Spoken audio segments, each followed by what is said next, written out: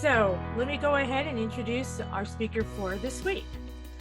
Our speaker for this week is Dr. Elliot Stern. President Stern began his tenure at Saddleback College in January of 2019. As the 8th largest community college in California, Dr. Stern supports over 1,400 employees and nearly 40,000 students each year. Previously, Dr. Stern served as Vice President of Instruction at Lake Washington Institute of Technology since 2015. In this role, Dr. Stern supported the development of 18 new degrees, expanded international and concurrent enrollment programs, helped implement guided pathways, and expanded open education resources, amongst other successful campus-wide initiatives. Dr. Stern, a Detroit native, began his college education at Oakland Community College. He went on to earn a Bachelor of Science in the pre-medicine and DO from Michigan State University. He later earned his Juris Doctorate from the University of Michigan School of Law and practiced as a medical litigator for 7 years.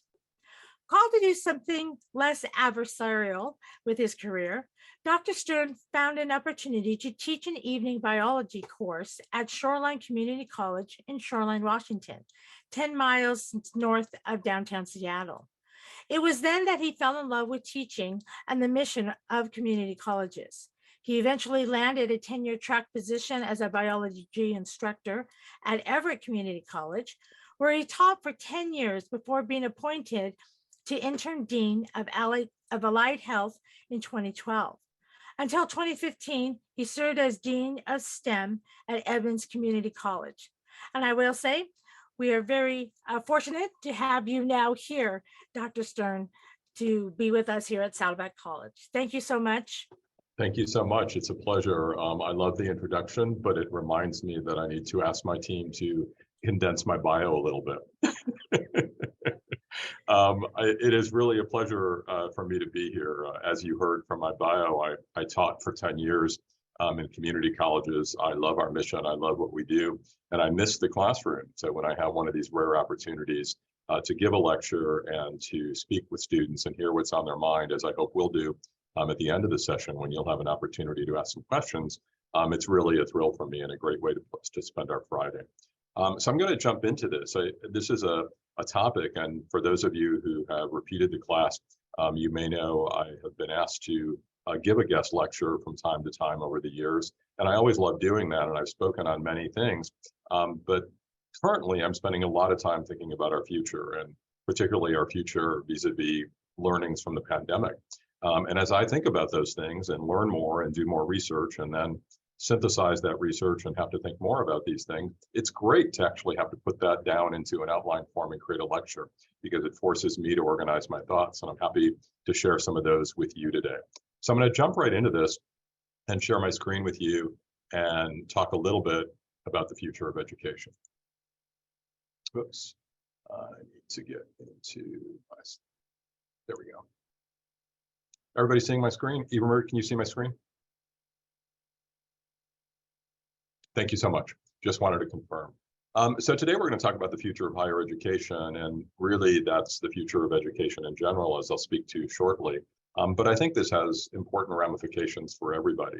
So if you think about why this might be important to you if you're not from higher ed or from education in general, really what I'm talking about today is really how we learn. It's how we're going to be teaching and learning in K-12 and in colleges and universities, because the same trends that are impacting us, the same threats and opportunities, are really affecting how we teach and learn. And if you think about it, the way we all learn, even on our own, even after our formal education, has changed dramatically in the next few years. If I speak about a concept today that you're curious about, you're not likely going to take a class on it or pull a textbook from a shelf. You're likely to go search for it on a browser and get more information, or maybe a new chatbot like ChatGPT, which we'll talk about a little later today. The other thing that's important to understand about this topic today is really these are factors, these are things that are impacting us that impact all parts of our lives. The economy, the workplace, retail spaces are really, challenged right now and undergoing the same conversations that we're having in higher ed. Really, these are just things that are affecting us as a modern society in all parts of our life. A really good example of this is we're talking a lot about how much of what we do should be online, how much of it should be on ground. I know that many of you actually write letters to the program and say, I want more of my classes on ground. I want to come back. And just as many people write and say, no, I want to stay online. I love the easy access. Well, that doesn't just affect Emeritus. It doesn't just affect Saddleback and all parts of our programs. That's a question, that's a topic that is being discussed in retail environments. How much of what we're doing in the future no longer needs malls or stores?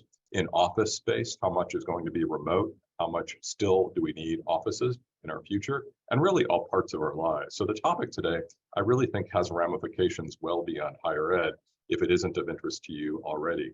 And then finally, I would suggest to you that the future power of our society lies in the folks who are college age today. So to the extent that their needs, their demands, their sensibilities, their way of thinking about things is going to force us to make changes to accommodate them. And yes, that's the way it works. They are customers. That means that them being the future power of our society, these are trends and changes that we're going to see in all parts of our environment, because they are going to own the world very soon. And the things that they want and need will become the things that are right in front of us, whether we're ready for them or not. Right now, higher ed is facing a bit of an existential crisis, and I don't speak of that hyperbolically. Enrollment is declining for many colleges and universities, particularly high-end privates, very high-cost colleges are closing. It's predicted that 10 to 20% of all colleges around the country will close in the next decade because of this existential crisis that they're facing. And that's a bad thing, but on the other hand, there is a washout happening that poses a large threat that often is the impetus for dramatic change. So when things are going along smoothly and colleges have long application lists, long admission lists, they don't tend to want to change. They're very happy with the status quo. But when colleges, like any businesses, like any entity, faces an existential crisis, that tends to promote change. So I think we're going to see a period of radical change in the next decade, and those who prepare for it will survive, perhaps even flourish. Those who don't will be closed a decade from now.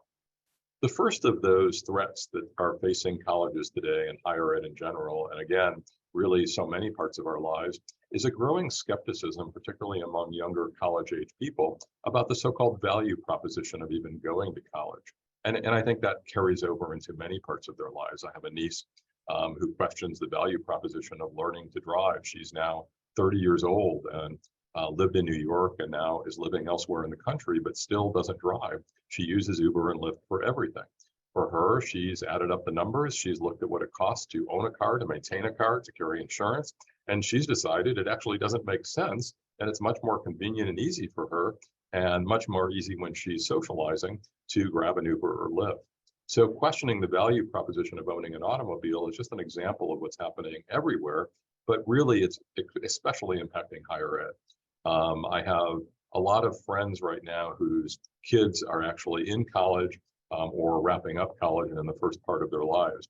And I am just amazed at the number of stories I hear of kids of middle class, upper middle class parents who are my friends, who either don't want to go to college, who want to take a year off and work, or who are choosing to go to lower cost colleges. One of my favorite examples of this is one of my friend's daughter, who I just adore, and she's just so mature in many ways. But an example of that was she was living in the Seattle area, her parents lived in the Seattle area, and she chose to go to a UC down here. And her parents, of course, were carrying the brunt of non-resident tuition, which is very expensive if you live out of the state of California. So the equivalent of a very high cost private school. She chose a UC because of a specialty in her program, which was piano. And when she got there, she decided within about a year that she no longer wanted to play piano professionally, and she wanted to study other things. So she went home and she told her mom and dad, you know, this doesn't make sense anymore for you to be paying this level of tuition for an out-of-state college that I chose for a specialty program that I'm no longer interested in. Since I now want to do a general education program that's widely available, how about if I transfer, come back home to University of Washington, which will cost you about 25% of that tuition. So this is just a really healthy level of maturity, of course, in a 19-year-old. But more importantly, it really manifests, I think, what's going on very widely, this questioning of the value proposition of college. Some of this isn't quite so healthy. A number of folks that I know are having their kids come home and say, I don't see the point. If you look at all the people who are very successful, many of them never completed or even attended college, and they became billionaires. So why don't I go to a coding boot camp? Why don't I learn to code? Or why don't I just intern at a technology company and find another way of getting rich as opposed to getting an education? I hope I don't have to tell people that's probably not a good way to go if that plan doesn't work out, and that college actually teaches you problem solving, analysis skills, critical thinking skills that you're going to use on every job. And that's going to help you get rich if you're not so lucky as to be one of the billion who maybe make it without attending college. So this questioning of value proposition is definitely an existential threat for colleges. And really, it puts the onus on us to establish our value, to be very clear up front that when you attend Saddleback College, you're going to pay 46 bucks a credit, essentially about $1,300 over the course of a year to get an education for 2 years that we hope will lead either to a career or to transfer to a university. And we put on our marquee, this is how much you'll save in tens of thousands of dollars by starting here for your first 2 years. And it's been one of the healthiest and most successful marketing campaigns we've ever done, because both parents and smart, mature young people see that and understand this is value. This is what value looks like if I can get high rigor, high level classes at a public college and then transfer or even stay there and finish my credential. I am in much better shape to go forward. I'm not in debt. I'm not going to have to pay off high loans for the rest of my life. Think about folks who want to be teachers going to private schools that charge $30,000, $40,000 a year. That means over the course of 4 years, incurring debt of $120,000 to $160,000 to go out and make $50,000 a year as a teacher. Well, a good hunk of that salary, dictated by federal law, is going to be paying back loans for about 20 years.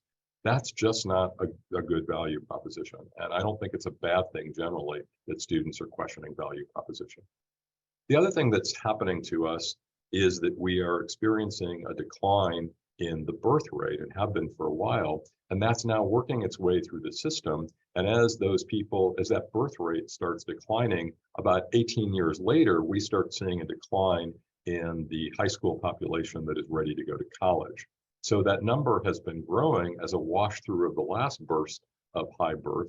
But now we're reaching, as you can see, if you follow where we are currently, we've got about another 2 or 3 years nationally where we expect the number of high school graduates to increase.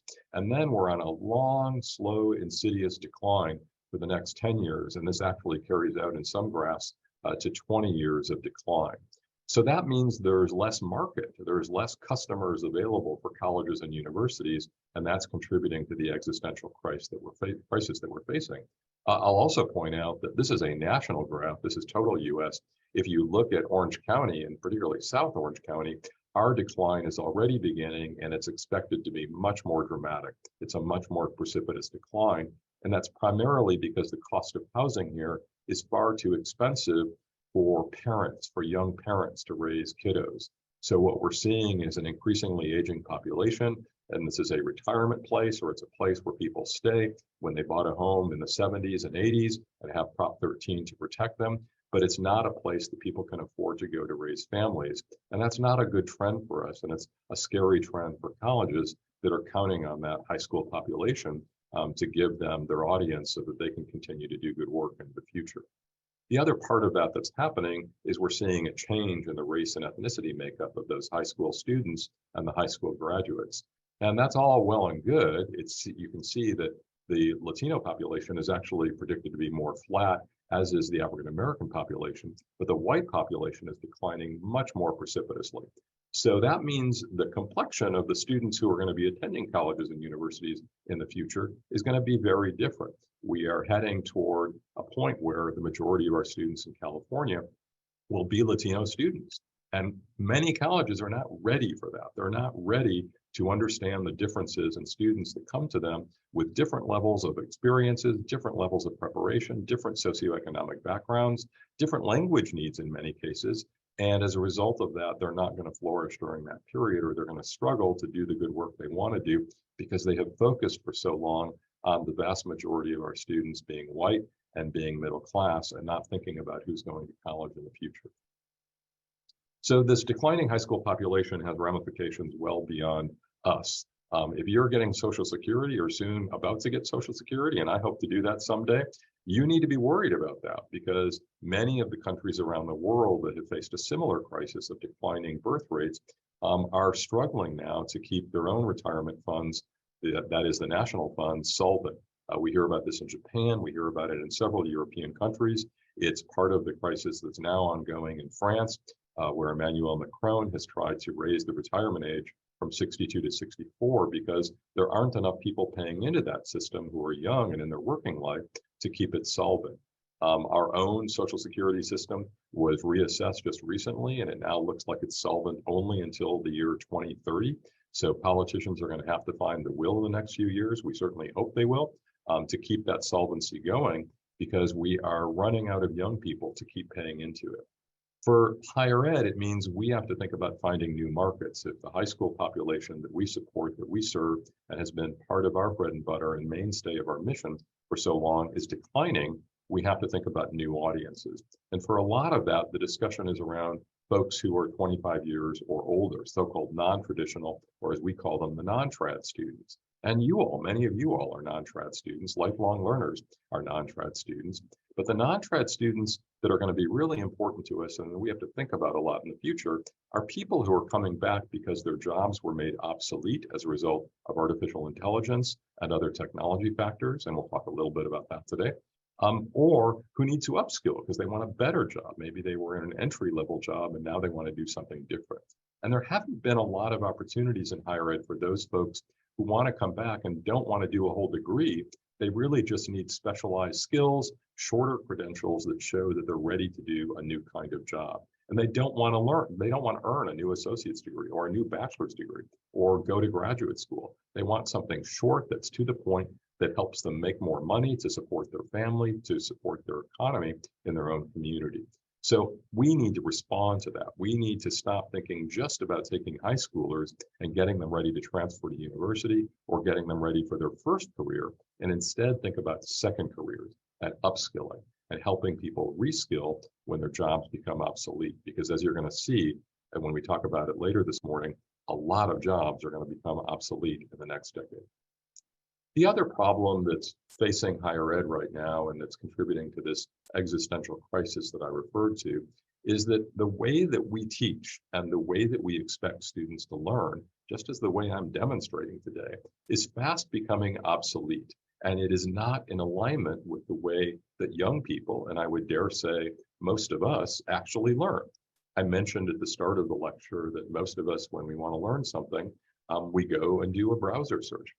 I was at a function the other night and we started talking about movies and films and everybody pulled out their phone and they went to IMDb, the International Movie Database, which actually provides great information when you can't think of proper names of actors and movies and directors. It's a great help to get there.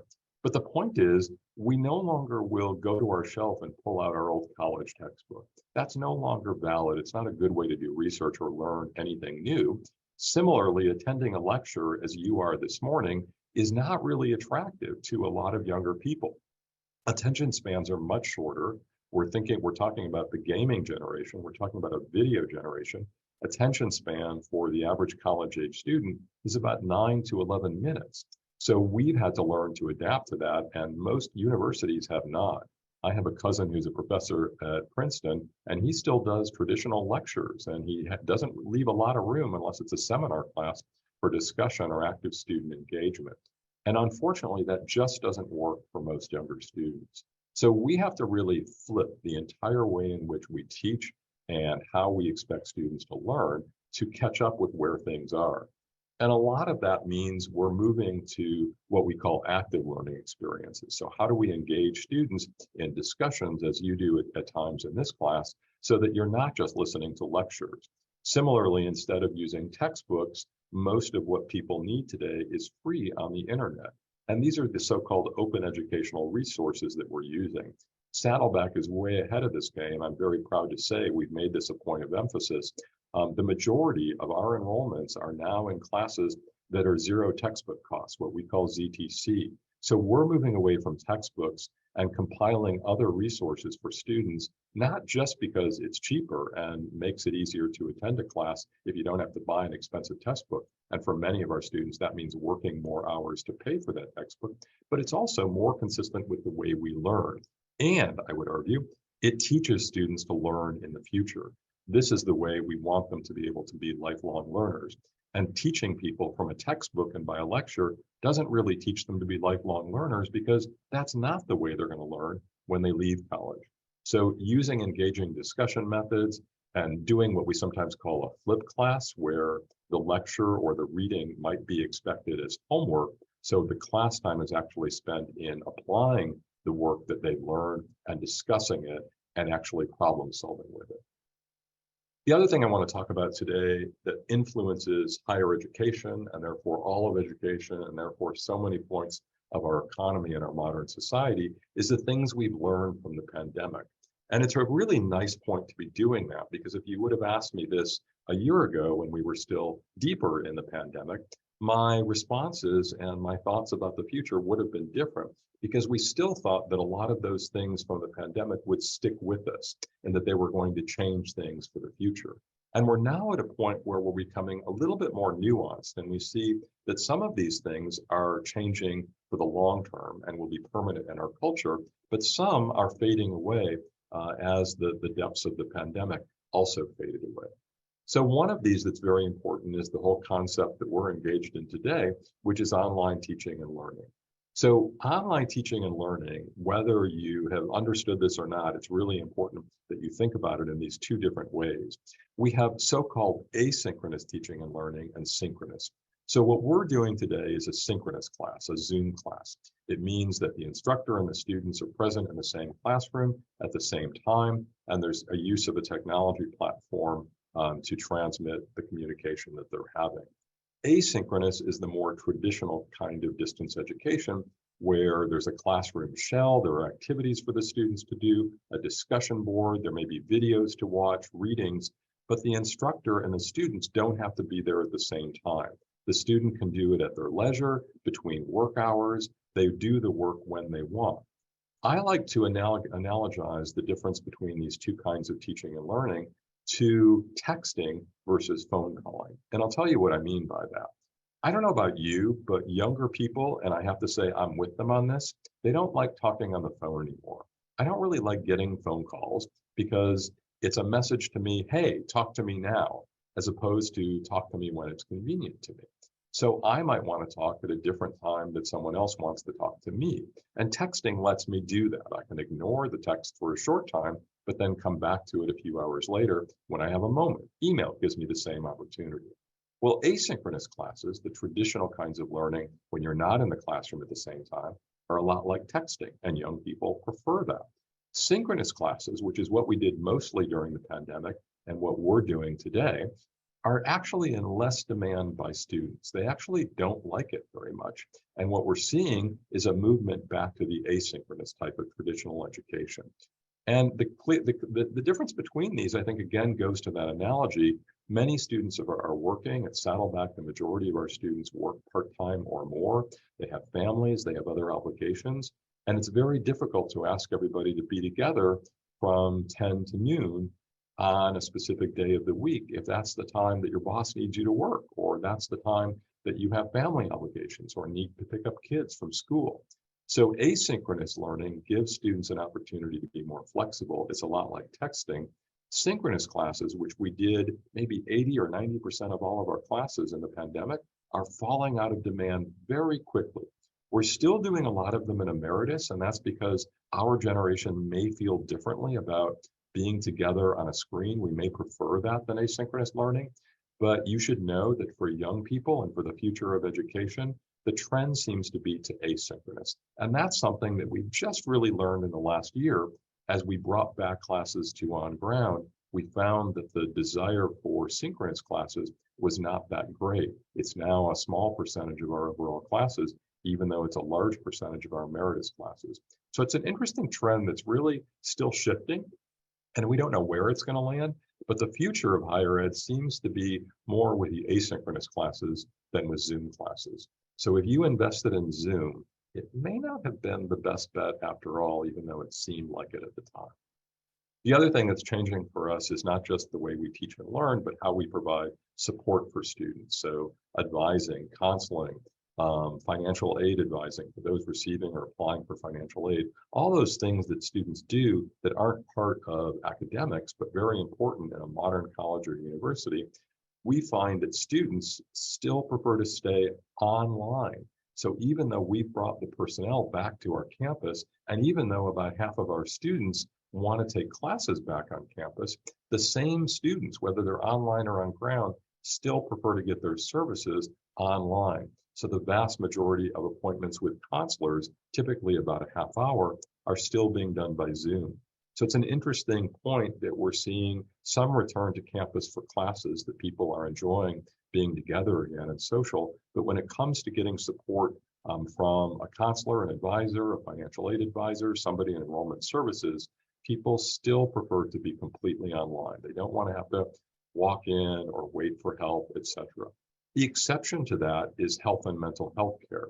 So remember, health and mental health, even in my experience, maybe yours, went completely online to Zoom. I remember seeing my doctor in a Zoom appointment, and it was very frustrating because instead of examining me, he got me to stand up and bend over and do all sorts of things to demonstrate the problem I was having at the time. It was orthopedic in nature. So not being able to put his hands on and measure and feel and try to elicit the pain complaint that I had was very frustrating. So what we're seeing is most of us are going to the doctor again on ground.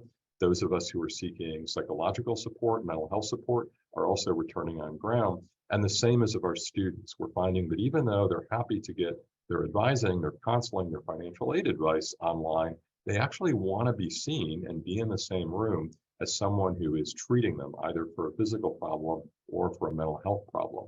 So if you thought that, for instance, all psychological care and clinics were going to be telehealth for the future, it turns out that doesn't look like it's sticking. It looks like people want to go back to the doctor and want to go back to their therapist and be able to look them in the eye and enjoy human contact again. Which brings me to another topic that has turned out a little bit differently than we thought as we enter what we hope are the waning days of the pandemic. And that is that students are still yearning for a campus experience. And this is actually contributing to that existential crisis I referred to that many colleges are facing, where a student will not pay $60,000 a year to be taking online classes. Well, of course not.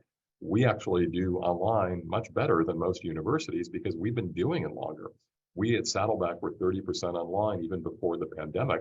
We've had specialty professional programming for our faculty with specific certification for being online instructors. There's nothing like that at most universities. They just switched to Zoom and then went back to being on ground. But during that period when they were online, university students paying a lot of tuition were not happy. And many left and came to community colleges or other public colleges where tuition is cheaper.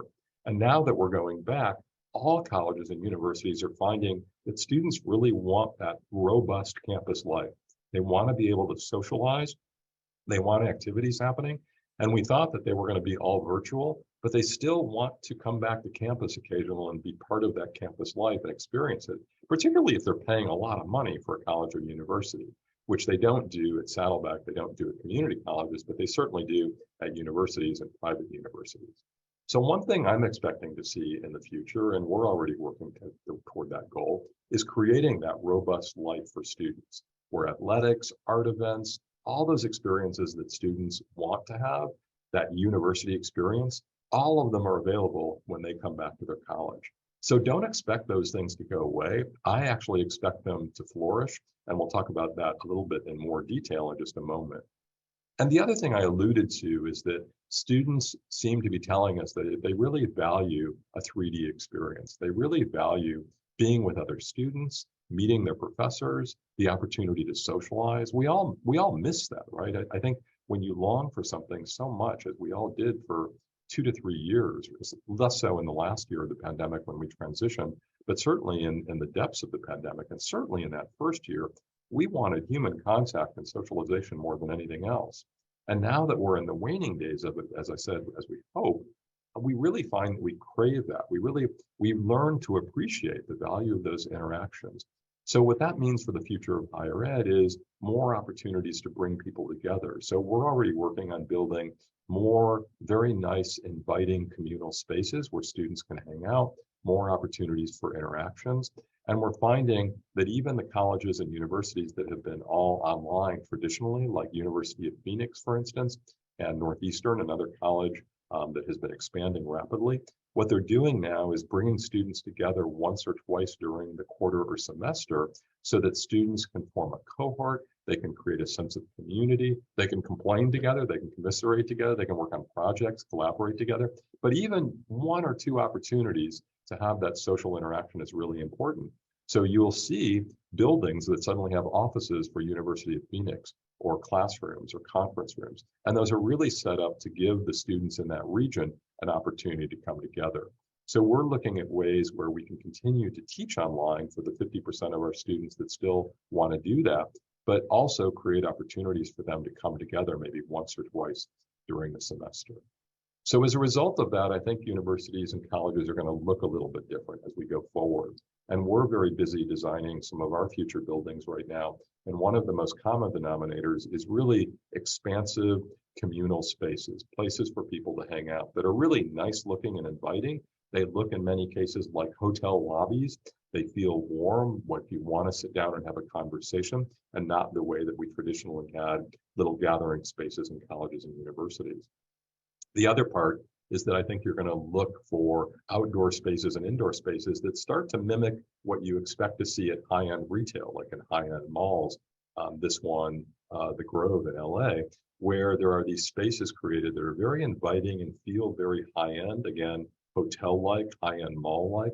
So students are kind of merging those parts of their lives. What they see in high-end retail and luxury brands, they're expecting at colleges and universities in terms of those very, very nice, inviting, beautiful spaces merged with nature.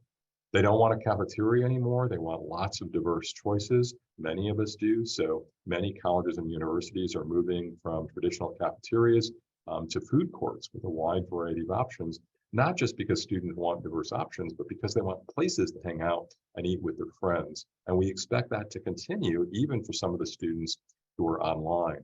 And one of the things that we're working on are creating outdoor classrooms.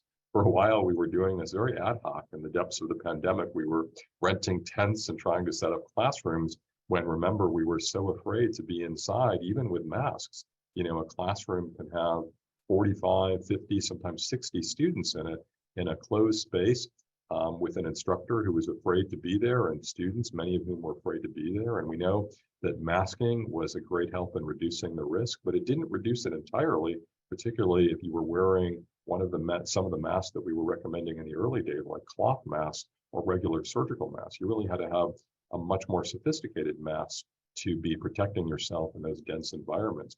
So we were sort of playing with outdoor classrooms at the time, and that's one of the things that's actually stuck. Many instructors, many professors want to take their students outside, if not for the whole term, at least on nice days like the one we're enjoying today, to be outside for some discussion. So we're creating opportunities to do media, audiovisual, and seating in spaces that can be communal and just for relaxing and chilling outside, but can be converted to teaching spaces very readily. And I expect that to be a big part of colleges and universities in the future, because the fact is we never know when the next pandemic is going to happen. All of my friends who are epidemiologists and physicians in the field tell me that this will not be the last one. And we may see other epidemics as soon as the next few years. The other thing I want to point out is that our students are now customers. And for us to think naively that they're just a captive market and will do anything that we tell them to do, that's not the generation anymore. They want the retail experiences, the customer mindset that they have of getting what they want when they go to college or university. And we expect that to stick around for a while.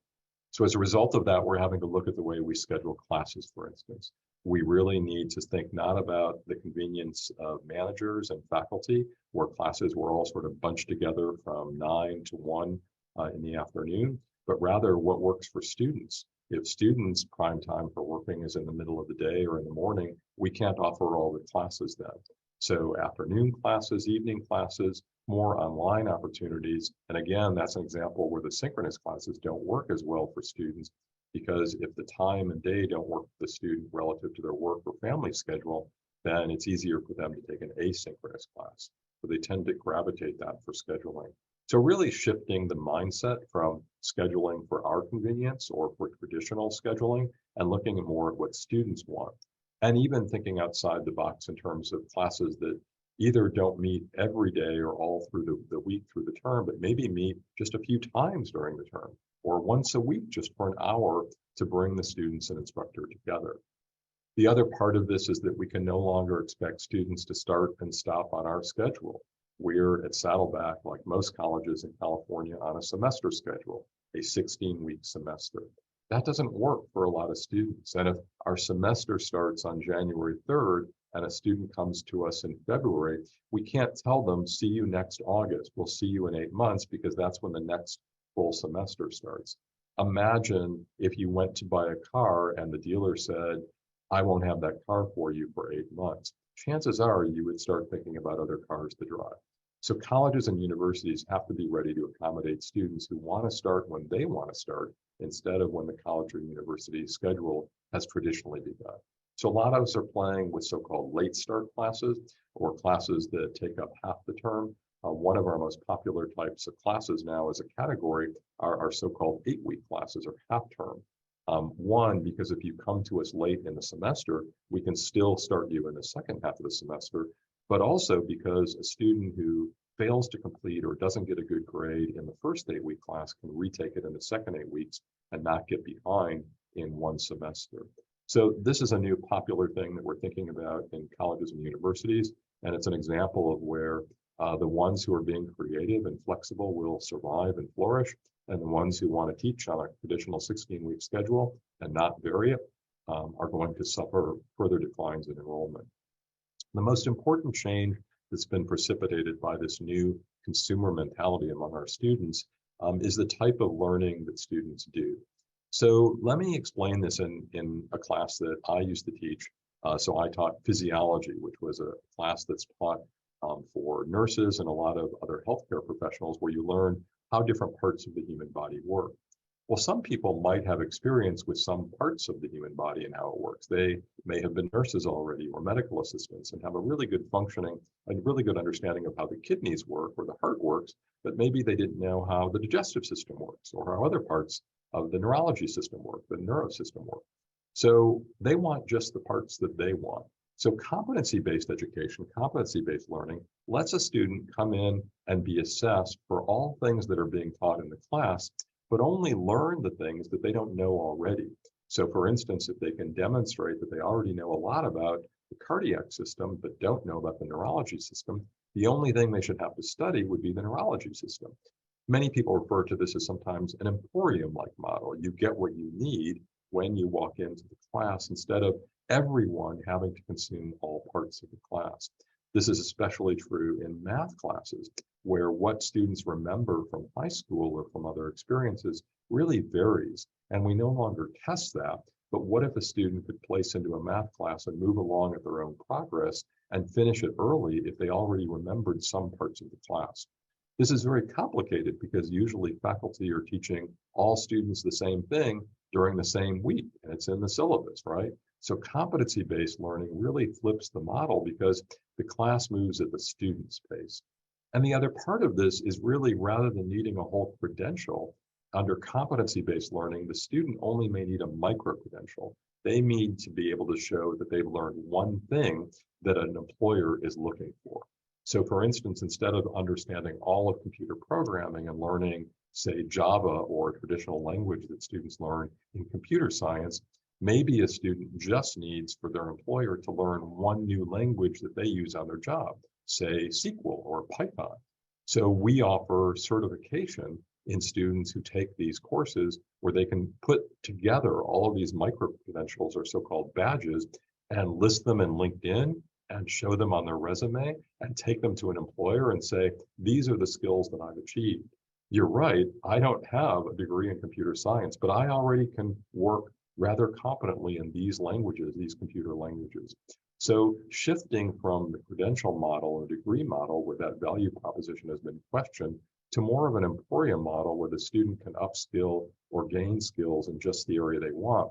And these individual skills are marked, if you will, or assessed with the award of a micro credential, a tiny credential, a badge, something small that then can be stacked to show everything the student learns. This is a sea change in higher education, but one we need to be ready for in the future. And now I'm excited to talk a little bit about some of the technologies. I like technology a lot and I like learning new technologies, but I'd like to talk about technology in terms of its impact on higher education. Now, some of this relates to things that we learned during the pandemic, but some of it really is completely independent of things that we learned from the pandemic. One of the things that is definitely relevant are virtual labs. I mentioned that I taught physiology for 10 years, and in my physiology class in the last 5 years or so of my teaching, I started using virtual labs like the one that's shown here, where students could do experiments on computers that mimic experiments that we had done in traditional labs, so-called wet labs. Now, these are really high value because students may spend 3 hours in a lab setting up an experiment to run it for 2 minutes, and then to think about it as they go home, what they learned from that 2-minute experience that took them 3 hours to set up. What the virtual lab lets them do is the virtual lab does all the setup work for them in a virtual world, and then they run the experiments. Now, instead of running one experiment, now they can change the variables and run 2, 3, 7, 40 in the case of one of the labs I was using, and now do multiple labs in the same 3-hour lab period. So it really makes learning more efficient and lets the students simulate more things that they weren't able to do before. In the pandemic, this development of virtual labs really took off. It really accelerated boldly. And we found that instructors who were never willing to use virtual labs had to in classes like chemistry, biology, physics, and a lot of other areas as well, including healthcare. We were doing a lot of virtual skills labs in healthcare. So this allowed us to continue during the pandemic. And we're finding that there were gains that students made because of the efficiencies of this labs that we want to keep. And I expect virtual labs to be part of our future, but typically they'll be mixed in with hands-on labs. And by the way, we call a hands-on lab, like the one I'm describing, a wet lab as opposed to a virtual lab, as if you get your hands wet, the tables get wet. So often in science classes now, we're seeing a mix of virtual labs and wet labs, and that's likely to be part of our future because of everything we learned and the acceleration of that learning that's happened during the pandemic. One thing that's independent of the pandemic is augmented and virtual reality, AR and VR. This was already starting to develop mostly recreationally and in specific areas of technology prior to the pandemic, and it continued during the pandemic. And we're starting to pick up some of that in teaching and learning.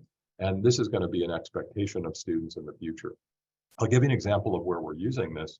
And you can see a similar example that I've shown for you in this particular graphic. But in our auto tech department, we teach students a variety of skills. They start with really similar, easy things like changing oil to very hard things like dismounting and completely dismantling an engine and being able to put it together, each piston at a time, etc. Or now with electric engines, same kind of learning involved. We can now do those things with AR, VR, and we've purchased Oculus glasses, as you see demonstrated here, which allow students to do these activities first in AR, VR, which makes them a lot safer and allows them to do them a lot more fast. And it allows us to get more students through that training. And then we can do the real training that follows. They can even do this as homework. So we now teach dismantling of engines and actually oil changes as well in AR, VR. So the student is well prepared and can move very quickly through the actual hands-on activity. And this is going to be moving on into other areas at our colleges and at many colleges. We hope to see AR and VR in about half of our classes in the next 10 years. And colleges that fail to do so will really be behind the times and not giving students what they learn. One advance in technology that is very much related to the pandemic is the development of high-flex classes. So high-flex stands for hybrid flex, and it means that the same instructor is running a class both online and on ground at the same time, as you see illustrated here. And as you can imagine, that can be very challenging to try to do all that at the same time and keep everybody happy and engaged. But it does work very well, and it gives students the freedom, if they have to work one day when they expected to be in class, to be online instead, or if they've got a sick kiddo at home, it allows them to be home with that sick kid. So it's a new thing that I do expect to continue, but I have to say, we thought it was going to be bigger than it was. There isn't a lot of demand for it. We've built about 50 or more spaces on our campus where we have the audio video equipment, the cameras and the microphones, and the sensors built into the ceiling, where we can run high flexes, and we're not fully utilizing them yet. But I expect this to continue to grow. By the way, this is very much happening in the private sector as well, and in the business world, where meetings are being conducted this way. There's a lot being written about people being overwhelmed by the number of meetings and the length of meetings they have to go to. Myself, I'll be first in line in that complaint line. And we're trying to do something about that by shortening meetings, by having no meetings days, but also by giving people the freedom not to attend the meeting if they have a good reason not to be there. I'm very excited about the potential for holographic projection because I used to teach anatomy in addition to physiology, and the ability to be able to holographically project bodies and now walk around them, or to pull layers of tissue away from the body to now see the tissues, the next layer of structure in the human body, would have been very exciting to me, and I knew that it was on its way. This is here. This is now. It's very expensive, but we are talking to a company about starting one of these as an innovative experiment in one or two of our classes. But holographic projection is going to be part of the future. In the future, instead of listening to me for an hour, maybe you can listen to a national expert who will be holographically projected into the center of a round room and can address the audience and rotate around the audience holographically from a remote location. It's a very exciting prospect for the future of education and really for entertainment and a lot of what we do. I got a real thrill when I was in Disneyland last year in the newest exhibit, the Avengers exhibit. They actually had a holographic projection of the actor who plays Spider-Man. And he orients you when you walk into the space to get ready for the ride that you're about to go on. And it is really lifelike. It is scarily lifelike. And this is a big part of our future thanks to developments in technology. And finally, the last thing I want to talk about in terms of these other technologies that are going to influence our future is gamification. This idea that what some of you may play with, some of you may have sons or daughters or grandsons or daughters who are playing with games as a way of educating. We see this a lot with even preschoolers now. My own spouse wanted to learn Spanish, and instead of using a textbook or taking a class, he's using an app called Duolingo, which quickly asks you to identify which of the words has what meaning. It repeats back the pronunciation. You then have to repeat back the pronunciation. And it's really fun, and it pulls you in and gets you. And we're actually going to have to integrate gamification because I think it's a part of teaching and learning that our students expect and that whole generation expects. And lastly, today, I want to talk to you a little bit about artificial intelligence. By now, you've all read a little bit about artificial intelligence and so-called neural networks that do with computers similar functions that our brain does. Our brain has neural networks that pull from different parts of our memory, pull from different data sources in our brain, pull them together, synthesize them, and give us answers and solve problems for us when we want to. And we once thought that that was such a unique characteristic from evolution that we would never be able to synthesize it, never be able to replicate it. But we've been working on that, and technology companies have been working on this very quietly and really at war with one another for a long time. But it looks like a company recently with funding from Microsoft looks like they're winning that war right now in a big way. And ChatGPT is a very exciting advance in artificial intelligence in what's called a chatbot, basically a browser that allows you to offer prompts, ask a question, and gives you an answer. And this is really going to have a huge impact on teaching and learning. But the other thing it's going to impact is the careers that are available to our students, such that we may need to change some of our programs or not offer programs at all, or even think about programs that don't exist right now as a result of what artificial intelligence and programs like ChatGPT will do.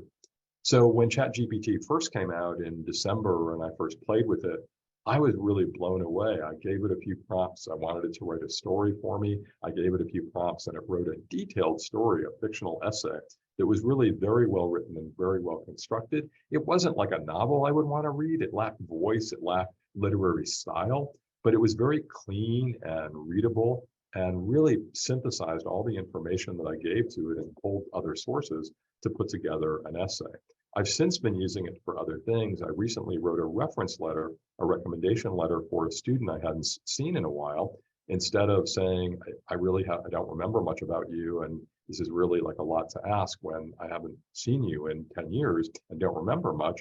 Instead, I said to the student, let's try something. Send me a little information about what your highlights were when I knew you, when you were at our college, and tell me what some of the things you've been doing since then have been. And I cut and pasted what the student sent me. And I then pasted that into ChatGPT, and I asked ChatGPT to write me a recommendation letter for the student. And knowing what the student was applying for, I said to ChatGPT, I would like you to highlight these qualities: leadership, collaboration, communication skills, etc. So I put all that into ChatGPT. Maybe it took me 2 or 3 minutes to do that. ChatGPT gave me a 7-paragraph recommendation letter. It had all of the students' history aligned with the qualities that I had mentioned. So it gave examples of leadership from the students' history and pulled that together. And it was a well-written recommendation letter. I edited it only to add a little bit of style and personalization to know that it was real and it came from me and not just a chatbot. But overall, it took me about 20 minutes to do. This changes the future. This is really huge. And many of the jobs that are high paying right now, and even more of the entry-level jobs, are going to be made obsolete by this technology. And rather than bury our head in the sand or ask ourselves, how do we prevent this? How do we freeze it? How do we detect it when students are using it? We really have to figure out how it's going to impact our future for the long term and start preparing for that.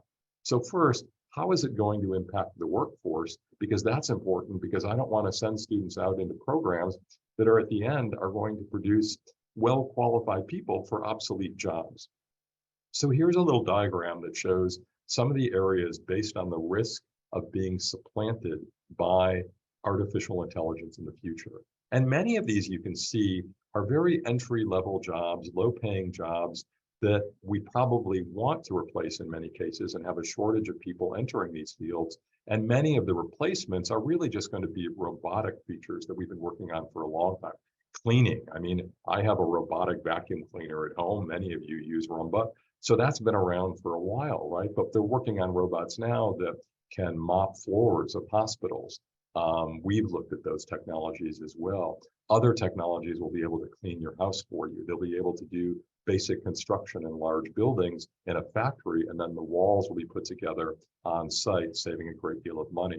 Robotics in food preparation will probably replace the hamburger flippers at most short order restaurants in short order. And we're working on autonomous driving technology that's had some problems, but it's getting there.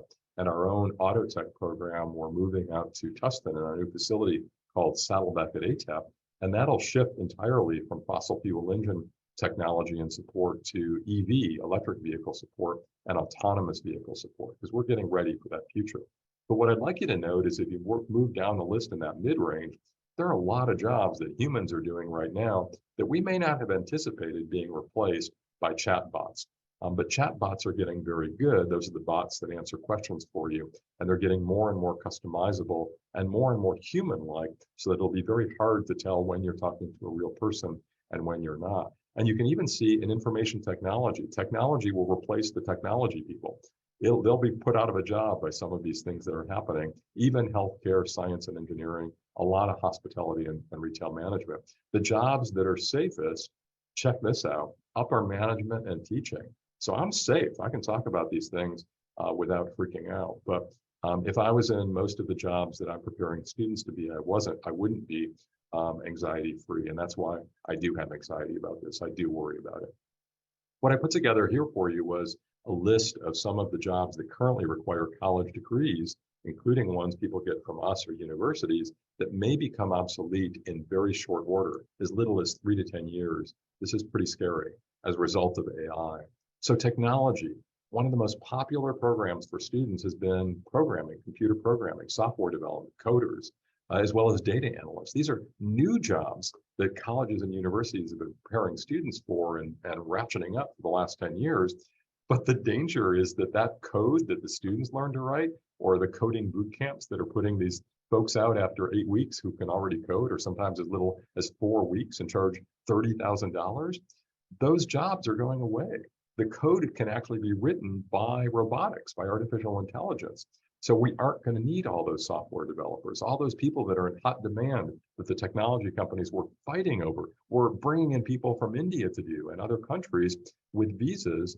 They're no longer going to be in demand in very short order. We are talking just a few years away, and it'll get worse over the course of the next decade. Even data analysts, which is a very recent job, data analytics is 90% of what companies like Google and Amazon do.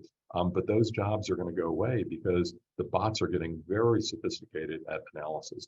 Media jobs, again, think about ChatGPT.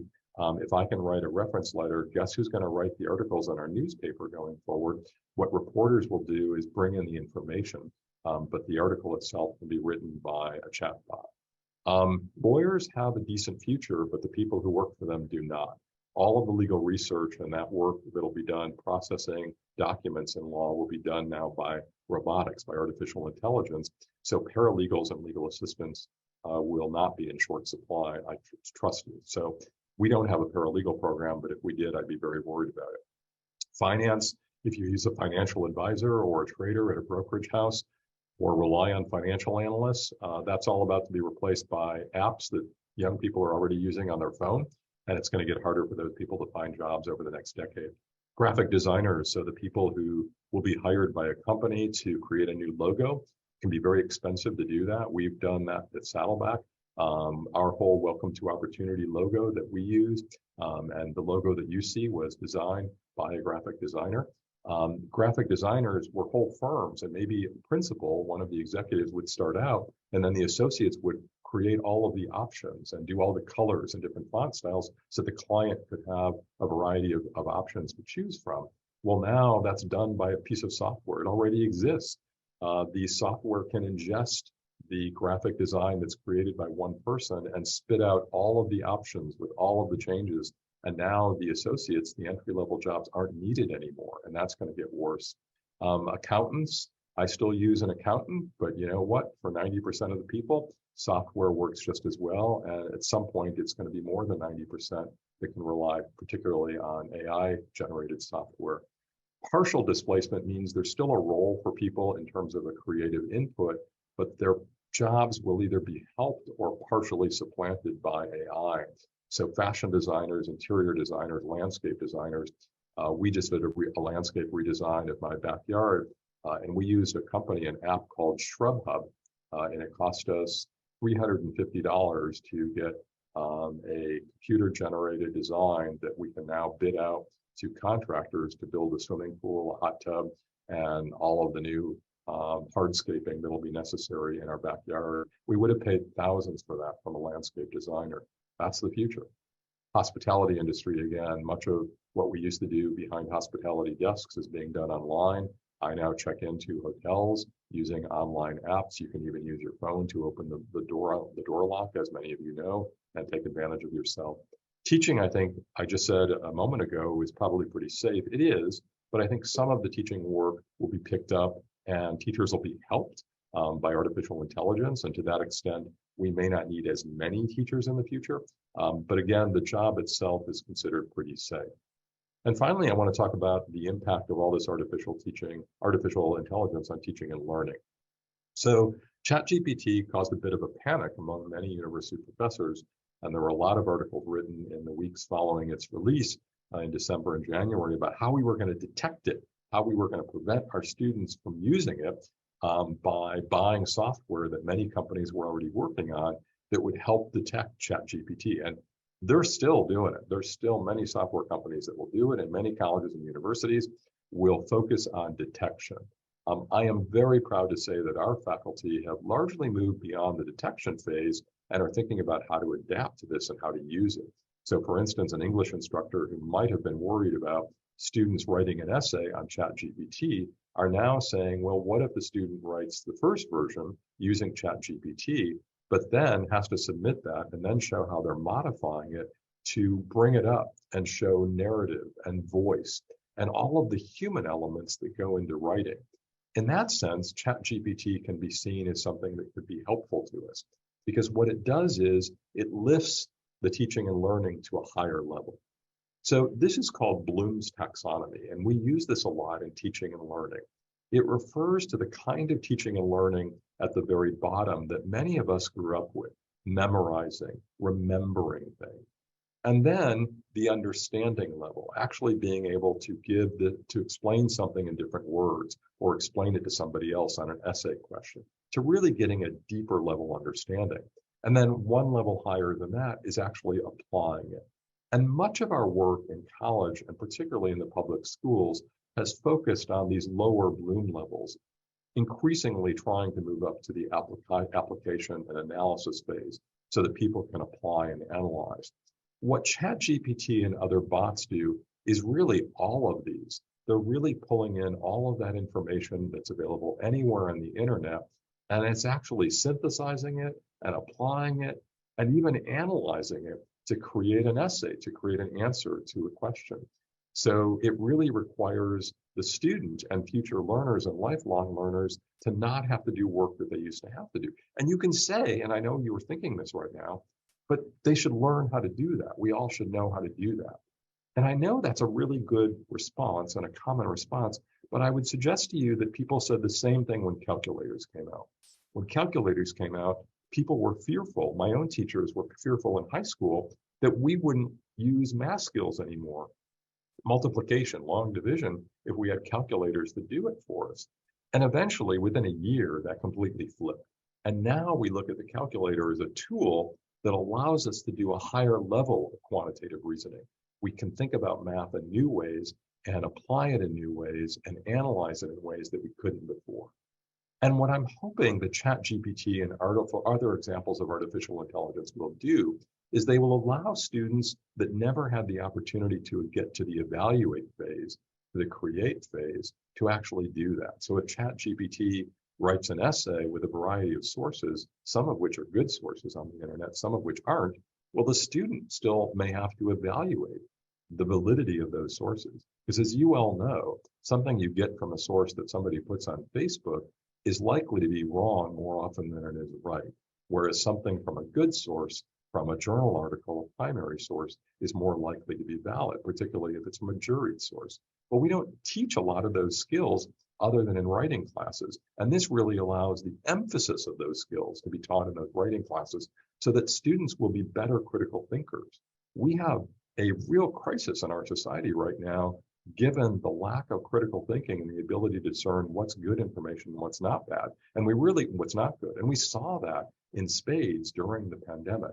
So maybe the advent of artificial intelligence in such a rapid way will allow us to evaluate and analyze and do higher skills and allow computers to do a lot of those lower skills.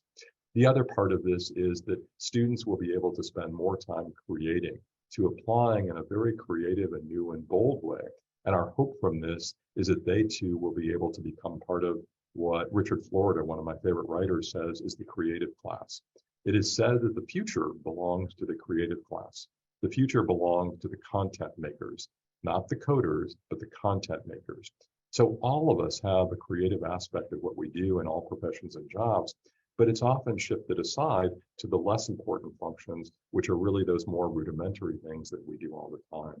So my hope is that this can be an exciting time for us. Artificial intelligence will actually even the playing field for students who come in with less preparation and maybe aren't at the same level of understanding and remembering or researching or even writing. But now they have a baseline that can be created by ChatGPT and other AI, similar to what the calculator did for students in math, so that they can come in and now work at that higher level of using their voice, of finding their voice and being able to apply it and create and become part of that creative class. Richard Florida has written a number of books. You may be familiar with him, and I really recommend many of those books. And he's talked, for instance, about the cities that have developed the most jobs and have booming economies. And it's often tied to the creative jobs that they create, the content makers, the creative class. Those are the jobs that tend to attract younger people coming out of high degrees, prestigious universities. They pay well, and the future really does belong with that part of our economy. And ChatGPT and AI may help more students get there who wouldn't have had that opportunity before. So some final thoughts for you. I think we can look at this in two ways. We can say, oh my goodness, we're in an existential crisis. The world is changing. Only a few will survive. Jobs are going to be obsolete. Colleges are going to be going out of business. Or we can look at it and see that the glass is half full. And I am an optimistic person. I am definitely a glass is half full person. Sometimes to a detriment. I think I can be a little Pollyannish in seeing the positive in things. But I think I'm being very realistic and reflective here when I tell you that I'm very excited about this future. I think that we learned a lot of things from the pandemic, but what we really learned that really impressed me is that it brought about changes that we never thought were possible at the speed they happened with and the extent to which they happened. An example of this is for those of you who stayed with Emeritus classes during the pandemic, you know that we moved online within days, and most classes were up within a few weeks, and certainly the rest were up by the following term. And that meant not only that our faculty, many of whom had never taught online before, had to learn all new skills and all new technologies to do it, something we never thought was possible. You all, I have to say, were amazing. I never thought Emeritus could survive in the pandemic. I said, if there is a group of students who are not going to be able to catch up with all that technology, it's going to be our Emeritus students and our non-primary English speaking students. And I really worried about how quickly we could bring you back to keep those classes going. But it turns out you did it, and our faculty did it. And the changes that came about and the learning that came about within weeks suggests to me that the changes that need to happen at colleges, the changes that will be happening at our society as a result of these threats and pressures and other factors will happen over years. In fact, the timeline and the period of adaptation is much slower. We have a few years to work on this and to adapt, but I have more confidence than ever in our ability to change and to adapt and to make all that work. So I don't view any of this as a threat. I view it really as more of an opportunity, but I think we would be naive to think we have a choice in whether we pursue these opportunities. In that sense, I think there's a little bit of pessimism because this is not an option. This is not a choice. This is the future. This is what it looks like. And we can either adapt to it and learn new technology and embrace it, or we can just wait for our time to be done and hope that we will ride it out without changing. That's really a metaphor for our lives in many ways. And I'm hoping that we can survive the metaphor and actually flourish in it. So thank you so much. I want to open it up for questions. So I'm going to bring down my screen so that you can see me and see Eva Marie, and we will take any questions that you might have at this time. Eva Marie. Well, thank you so much, Dr. Stern, for that great presentation. I'm glad to know that the teachers, me being one of them, are on the lower list. But I think, like with anything, you have to be engaging in whatever you do, in any of those on the list, to keep that creative, that human touch, as you shared. But one question that came in, we thank you all for your questions. We're going to try to get to as many as we can. So this question came in. So with technology changing so rapidly, are there problems with investing into technologies which can rapidly become obsolete? So how can you keep up? That's a really good question. You have to be discerning about the technologies that you invest in. So oftentimes there are transitional technologies that are trying to bridge a gap. So an example of this, I come from Detroit, so I love to follow the auto industry. So an example of technology that was really a transition, a bridge technology, was hybrid. So I drive a hybrid vehicle. It is both gas and electric, and it helps bridge the gap because we weren't, when my car was made in 2019, able to really produce cars that went enough miles on electric to feel safe, that I wouldn't get trapped somewhere without my ability to find electric. So it gave me that backup of a tank full of fuel and a gas engine to feel safe. But the electric vehicles that are coming out now can go 400 miles. So we no longer need a lot of that hybrid technology. And some of the automakers who invested very heavily in that hybrid technology are really struggling. One of the interesting things is that Mary Barra, the CEO of GM, actually went right to electric. She skipped a lot of the hybrid technology and moved from fuel-based cars in some vehicles right into electric, such that GM announced that they were ready by 2030 to go all electric. So GM is going to basically jump right over the other companies. So this plays out in education too. If we invest in technology and we're wrong about it, so I mentioned those high flex rooms, the ones that have the speakers and the microphones and the cameras, we probably built too many of them. Fortunately, it wasn't the most expensive technology to do, and we can use it for meetings and other purposes. But that's an example of an investment that didn't turn to pan out because we were trying to survive the pandemic, but that wasn't one of the trends of the pandemic that looked like it was very popular, in part because it's very hard for professors like this one to run a class with both people present in the room. I can imagine you probably wouldn't want to be doing that, and be running your computer and handling all the questions at the same time. That's really a lot to expect. So there's an example where it might be obsolete. But the short answer is be very discerning, have good advisors on your tech team who can really make good predictions and understand the research about where things are going and what might just be a bridge or a transition that you don't want to spend too much money on. Excellent, thank you. Another interesting question, kind of along the same lines from one of the students. With the advancement in robotics and AI that could replace more humans, won't that facilitate more students not going to college based on limited opportunities? I fear that's certainly what they're thinking.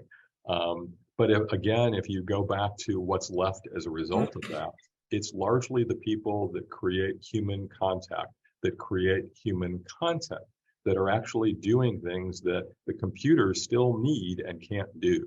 So those content makers, they rule the future. So as I advise people, I think increasingly about the humanities and liberal arts, because liberal arts education gives you the ability to think critically and be creative and analyze. And those are skills that will always be in demand. I talk to a lot of employers, and they say, regardless of what the level of expertise of the student is, what they're always looking for is the ability to think and analyze and solve problems and learn new things.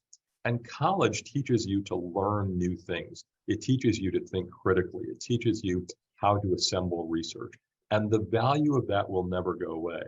But I grant you, that is a very nuanced argument to make to an 18-year-old who sees people like Bill Gates who drop out of college and says, why should I ever go to college if Bill Gates can do it? Well, I would suggest to that student that it's the same thing as saying you're going to be a professional basketball player because you play hoops out on your driveway with your friends and you're pretty good. Your chances of being a professional basketball player are probably 1 in a million. So your chances of thinking that you're going to do anything without a good college education and do well in it are really very low.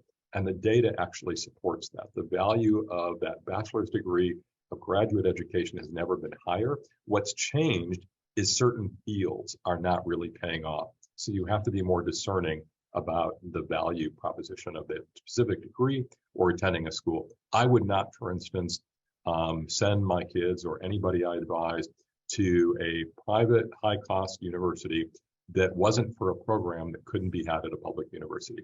It's just not worth going into debt, or for parents struggling or using their own retirement to build up a debt or to pay for an education that doesn't meet the value proposition. And I think that's new, and we should be as skeptical as the students about it.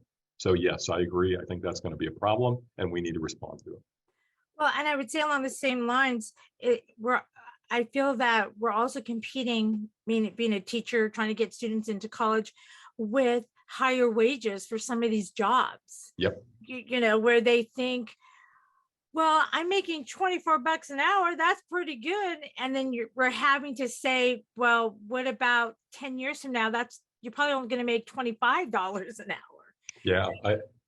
We face this in a lot of programs. Like In-N-Out is paying $22 an hour to flip burgers. But, I always tell people, as I spoke of about an hour ago, the burger flippers are going to be replaced by robots in a few years. So if you think you're going to be a manager of a restaurant, you're going to need robotic skills. You're going to need to know how to support robotic technology. You're going to need a mechatronics degree to manage a restaurant.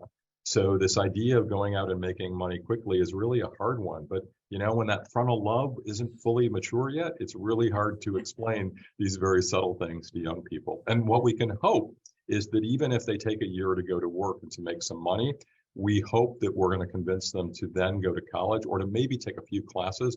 One advice I give to parents and grandparents for people who want to go right to work after high school is let them do it, but say, to stay in my house, to stay in my good graces, you need to take 2 classes at a college or university while you're doing this. just so that your mind continues to be in that learning state that you had from high school. It's a good compromise and it's a good way of addressing this. But we know if they go full-time, they're more likely to finish. Are we seeing more students take that gap year from high school to college? Because you had said we see a rise of the non-traditional.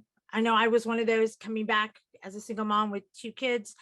So are we seeing a rise in that gap year between high school and college? It's a great question. What we're not seeing is a gap year per se. That is 1 year directly after high school before freshman year. What we're seeing is gaps all along the way. So it might be for a few months or a couple of years after high school. It might be between first year and second year. It might be going from full-time to part-time, a soft gap or partial gap. And all of these gaps are not helpful to a student's education. I am not a big fan of the gap year, and that's why I suggest to parents or grandparents, make sure they're taking some classes during this period. What happens is when you're learning in high school and you're in that active mode, it really sets your brain up to be doing it. It's a skill set on how to study. And when you take time away from it, there's a slow period of relearning how to learn, getting back into that groove again. And it's really not helpful for education. And the data suggests that the longer you take in your education, the less chances are you'll actually make it to the end. So true, so true. So here's another great question that came in. Aside from changing teaching styles, what do you see as repercussions to society as well as education of the shorter 9 to 11 minute attention spans? I think that's really interesting. I don't know that we're going to have long movies 10 years from now or good long novels. And I think, recent changes in the media and recent changes that we're seeing in the way we absorb news suggest that this is something that impacts all parts of our lives. An example that I really loved is the Academy Award winner this year, Everything Everywhere All at Once. I think I have the name right, which if you've seen is just super fast editing. It's almost manic for our generation and our sensibility. But for young people, it really fits with that quicker, wilder sort of short attention span. And I find it exciting. I have to say, if you don't get distracted by it and find it annoying, but just sort of absorb it and maybe watch it twice, it is sort of exciting. In the same way, I used to get a newspaper every day. I try to read newspapers with different points of views, and I would go through article by article. I don't have the time to do that anymore. So I look at my news serve and I pick out the things that I want. Sometimes I read the first paragraph. And I think what we're going to get and we're moving toward is pre-digested news that knows what I'm interested in and feeds me just what I want in short bits.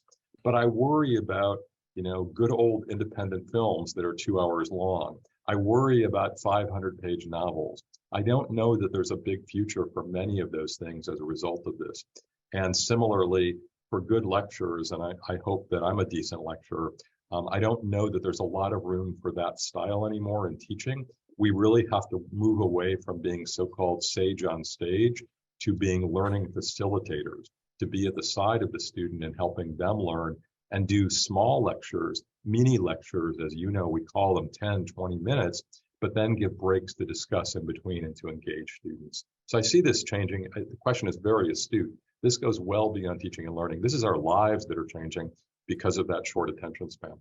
Yeah.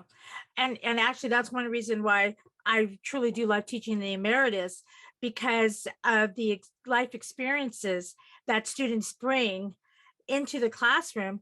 I don't teach, I share. And I consider more of a sharing, which helps with that idea of wanting more student input. I think that when I was just, up the road at UCI, with how classes are structured nowadays. And it's even more true, I think, for the credit classes that young folks take. Gen Z in particular really wants to share their opinions with you. You may be the expert, but they want to share what they think of that piece of art. They want you to know their opinion. And sometimes they overestimate the value of their opinion, and that's okay, but that's part of being young and in college. You think you're smarter than you are. But it's also means that we have to change the way we approach them. We cannot talk down to them. You're absolutely right. We can't spew out information. We have to share and allow them to share as well. Yeah. So, thank you. Excuse me. So another good question that came in. Do you think that the 4-year degree will go away and be replaced by shorter term certificates that are cheaper and more flexible for a rapidly changing work environment? Yes. Um, Okay. if you think about the baccalaureate degree, it is a long tradition that dates back centuries, that it takes 4 years of this many classes in these subjects to become a person who functions well and succeeds in our society. And that is a very antiquated notion. And those of us who believe that the bachelor's degree is worthwhile, and I am among them, have to be able to be willing to say, okay, maybe this is a good general education that everybody should have, and the value is still there. But when young people are saying to us, wait a minute, I only need this piece. I need this piece to go make money, to go have a career, to support a family. We have to at least be willing to engage and to create smaller credentials that allow them to do that. But more importantly, even if the bachelor's degree remains the fundamental currency of higher education, we have to look at the people who already have bachelor's degrees who are now going to be in those jobs that are going to be obsolete or who need to upskill or reskill and give them something other than another bachelor's degree. Right. No one is good. When I left law and wanted to teach high school students in an under-resourced area, I found out I couldn't do it because having a medical degree and a law degree didn't give me a teaching certificate. I would have to go back and do a master's on top of it to get a teaching certificate.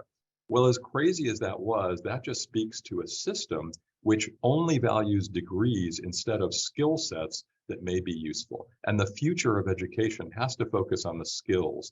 When young people go interview today, particularly at tech companies, and I come from Seattle and I'm very familiar with the hiring practices of tech companies, they're looking for skill sets and experiences. They're much less interested in the traditional credential, as long as somebody's got critical thinking and problem solving. So we need a badge for critical thinking. We need a badge for problem solving.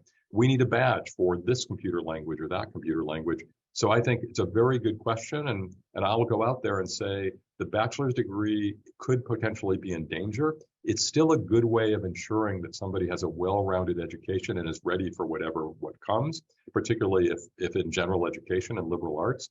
But the problem is that students may not see the value in doing something that takes that long, and we have to be ready for that. Well, then, is there any type of movement? Because if every college puts out their own badges, how do you know what are good badges, what are bad badges? Are you a good badge because it comes from Duke University, even though Saddleback College may have a more comprehensive program? How is that going to look like? That's a great question.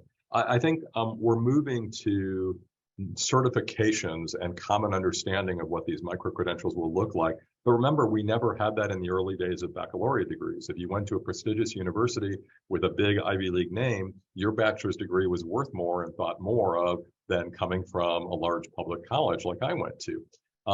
But I think what happened over time is they mimic each other, they start to align with each other, there's general understanding of what makes for a good degree, and the same process will help with a micro-credential. But I would suggest to you that we already have that problem with bachelor's degree. Not all bachelor's degrees are equivalent. And when I look at resumes and I look at CVs, I'm sometimes a little bit skeptical of someone who went to an online private college and never had an on-ground class, and maybe it doesn't have the best reputation and it's known for its mail order degrees, as opposed to someone who goes to a UC, for instance. So I think we already have inequality and inconsistency, but I'm hoping that that will align itself over time as those micro-credentials become more recognized. Well, I think a great question to kind of round out our time. And again, I want to thank you so much, Dr. Stern, for being with us today. Before I ask this last question, I just also want to remind the students to continue the conversation in Canvas with the discussion board that will open up at noon. And then also you can leave your impressions and thoughts also at noon. But to tie it all together, how are teachers adjusting to all these changes? Really well. I've been really impressed with the people I support in that they have been extremely adaptable. And, resistance to change is understandable, and we have to recognize that it comes from a good place, and we fear for ourselves and our future. But the example that I would give is with recent discussions about ChatGPT, where I really felt like our faculty were going to be all about, give me some detection software, go buy it for me, Elliot. I'm going to need ways of catching students so that I can punish them for this or prevent plagiarism, right? But instead, the conversations have already gone to a really good place. And that is, how can I use this? How can I leverage this new technology?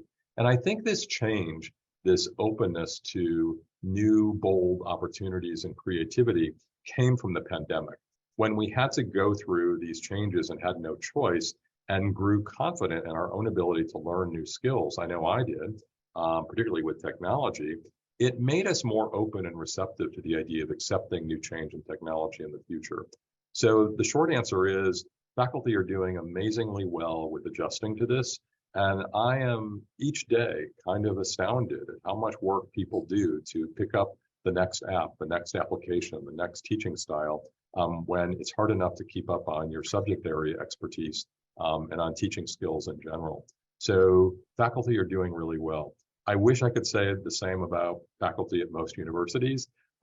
They're pretty scared and they're looking to stop ChatGPT, and they're not ready for the future. And I worry a little bit more. That's from personal knowledge and friends, and my cousin who teaches at Princeton. He's a young man, and he acts a lot older than many of us in our class today. Well, thank you so much. And again, thank you for your time. I greatly appreciate your insight into this peek into the future of higher education. The future's bright. Thank you so much. Pleasure to be with you today. Bye-bye.